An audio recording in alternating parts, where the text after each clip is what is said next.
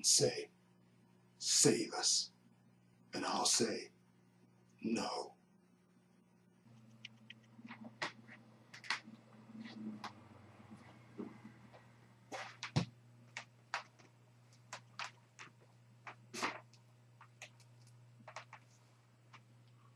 Oh, and see, I'm sorry, I was some rumors about ghosts being here. I just trying to check. Since you're here, let me turn the lights back on and cut this off.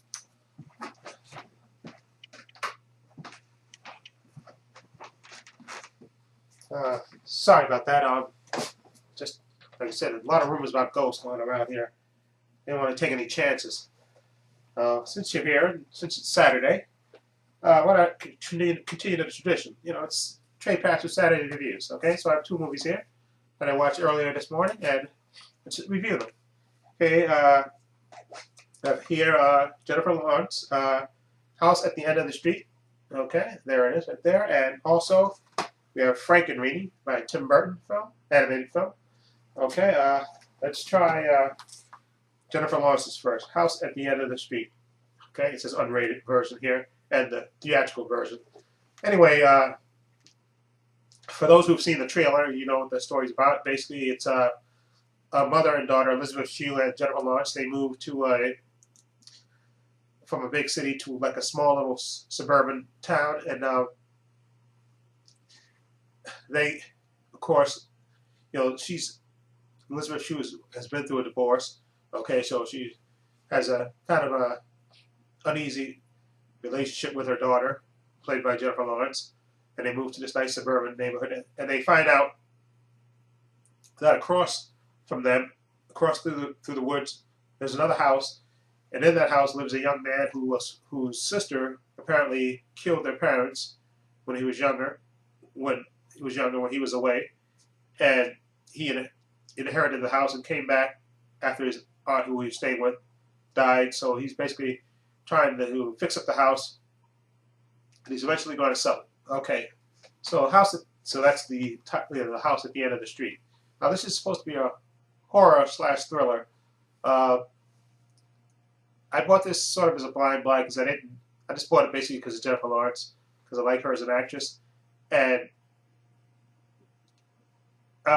this movie got a lot of negative feedback when it came out, and I should have paid attention to it, because when I saw this, they were right, and I should have listened to you, Swap Meet Searcher Nick, because you were totally right. This movie really is horrible. There's no getting around it. Even the presence of Jennifer Lawrence and Elizabeth Shue, good actors, couldn't save this movie. There's a lot of things in this movie that makes no sense. Like, basically, like I said, there's like rumors going around that the daughter who disappeared after she murdered the parents, she supposedly disappeared and they never found her. You know, there's rumors that she inhabits the woods.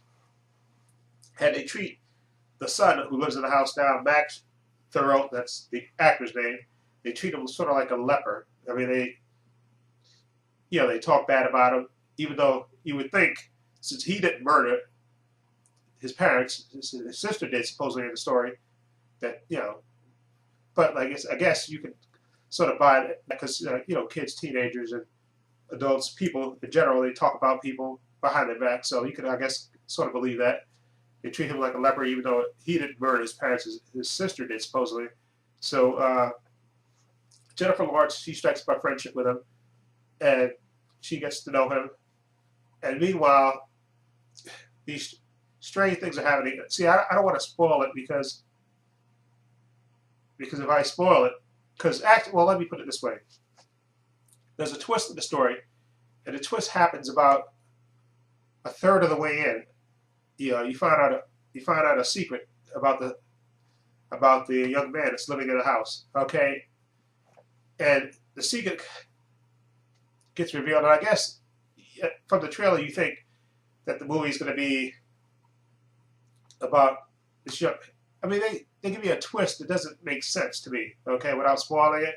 Okay, I guess they thought they were being original by putting this twist in there, and they kind of don't explain the twist until the very end. I mean, you can sort of guess it, and you don't get the twist until the very end of the movie.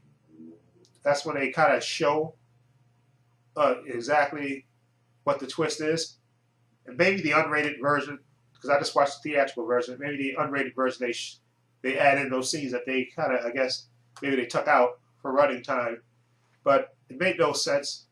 It was really badly written, okay?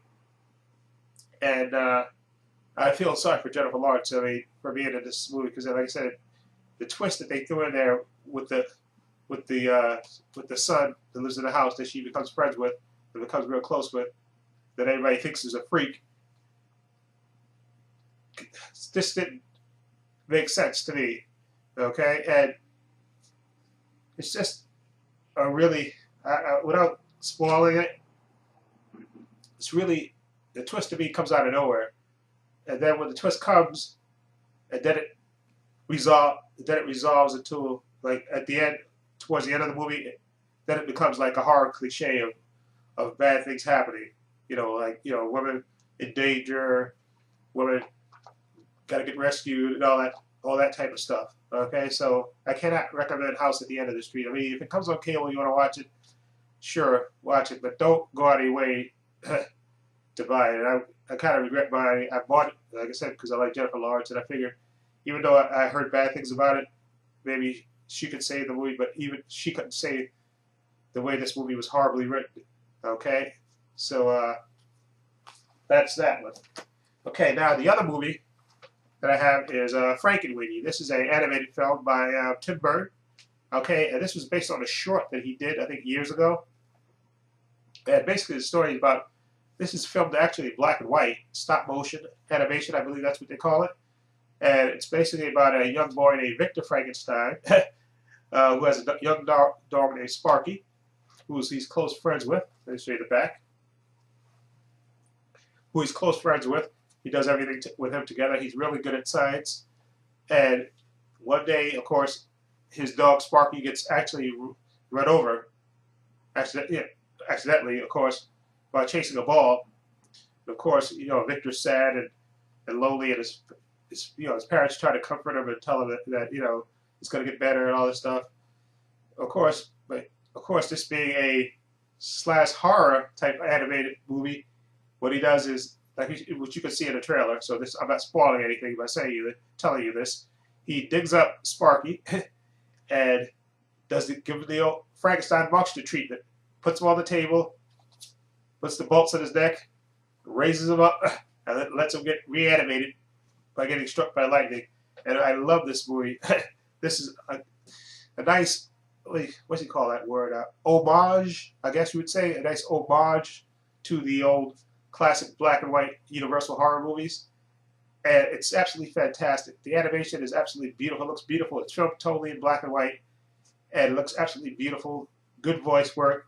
And they also, the story kind of goes south. Not south, but the story gets interesting, I guess, when after, you know, Victor reanimates Sparky, and he tries to keep him a secret, but it kind of gets out. You know, his friends find out that he reanimated his dog, so they want to have things reanimated. And after that, it takes off, and basically the whole town is besieged by these creatures that got reanimated. And it's, to me, it's hilarious. And they actually even play homage to Gamera in this movie. For those who've seen it, they know what I'm talking about. But when I say Gamera, okay, they pay homage to Gamera too. And it's just a visually a beautiful movie. And they have a scene towards the end of the movie that pays homage to the original Frankenstein. And all you gotta think is, what do you call those things? Windmills. Just remember the last scene in Frankenstein. And they have a nice animated sequence that is just basically I guess an homage, if you will, to Frankenstein. And this is a very entertaining movie. They also have the special features. They have an extra short here, and they actually have a live action version of this, which wasn't that bad actually to watch, which is good. But this is absolutely a beautiful, like I said, it looks beautiful in black and white. I love the stop motion. The stop motion animation. It looks absolutely beautiful on Blu-ray in black and white. It's absolutely beautiful, and I can't highly recommend this movie more. It's absolutely fantastic and very enjoyable, especially for me because I love the old Universal horror movies, and this is a great homage to them. So thank you to Bert for doing this. So that's that movie, and also House at the End of the Street, which I can't recommend. It's just a horribly written horror thriller. Okay, and I feel sorry for Jennifer. Well, I should feel sorry for Jennifer Lawrence, but because she's a real top actress anyway. But this movie didn't do her any favors, and it is what it is. Okay, so let me know what you think. If you see those titles, let me know what you think. And I'm gonna excuse me for a minute.